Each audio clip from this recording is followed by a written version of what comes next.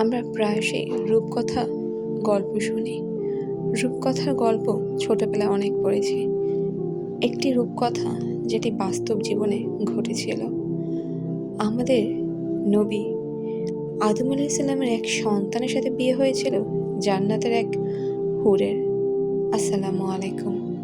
আজকে আমরা জানব আদম আলাইহিস সালামের পুত্র হযরত শীস আলাইহিস সালামের বিয়ে বেহেশতের একজন হুরের সাথে কিভাবে হয়েছিল।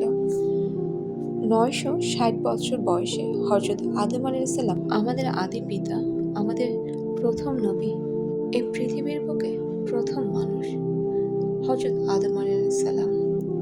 960 বছর বয়সে হযরত আদম আলাইহিস সালাম অসুস্থ হয়ে পড়েন।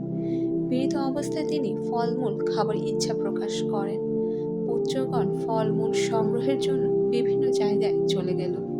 শুধুমাত্র শীস আলাইহিস সালাম পিতার সেবা যত্নের জন্য পাশে ছিলেন।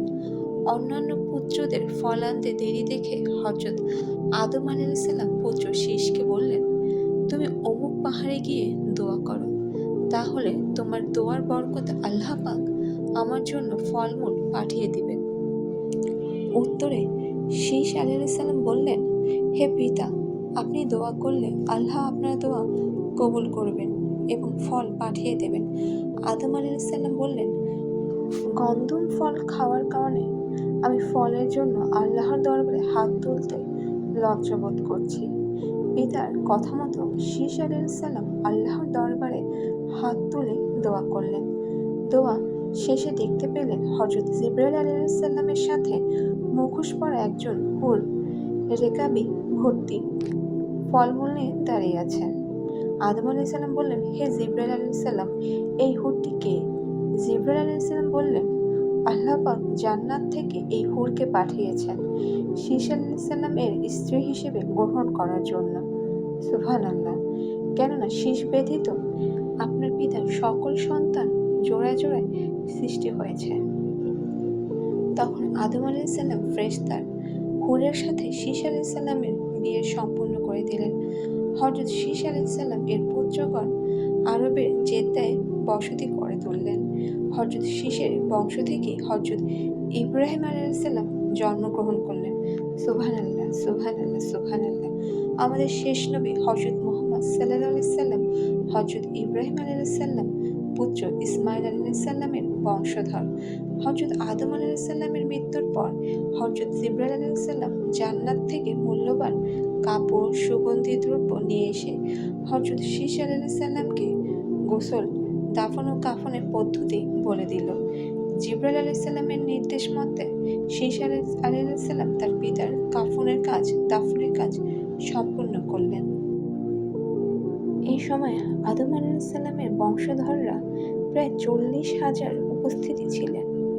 আদিপিতা হযরত আদম আলাইহিস সালামের লাশ মোবারক আবু কুবাইস পর্বতের একটি গর্তে দাফন করা হয়। বর্ণিত আছে যে হযরত নূহ আলাইহিস সালামের মহাপ্লাবনের সময় আদম আলাইহিস সালামের মৃতদেহ কবর থেকে উঠিয়ে একটি বক্সে ভরে জাহাজে উঠিয়ে নেন। প্লাবন শেষ হলে পুনরায় তা যথাস্থানে দাফন করা হয়। আল্লাহু আকবার, আল্লাহু আকবার। শীস আলাইহিস সালামের পুত্রগণ আরবের জেদ্দায় বসতি স্থাপন করেন।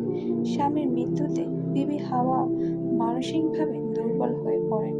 পুত্র শীস আলাইহিস সালামকে সঙ্গে নিয়ে তিনি তৎকালীন বাইতুল মামুর তাওয়াফ করার জন্য মক্কায় আসেন।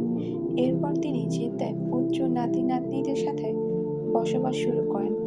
আদম আলাইহিস সালামের মৃত্যুর 1 বছর পর বিবি হাওয়া ইন্তেকাল করেন। তাকে জেদ্দাতেই দাফন করা হয়। হযরত শীস আলাইহিস সালামের এবং তার হুর স্ত্রীর কবর ভারতের অযোধ্যার ফাইজপুরে অবস্থিত। আল্লাহু আকবার। যেহেতু হুরদের মৃত্যু নেই, তাই ওনার স্ত্রী জীবিত আছেন এখনো। আল্লাহু আকবার।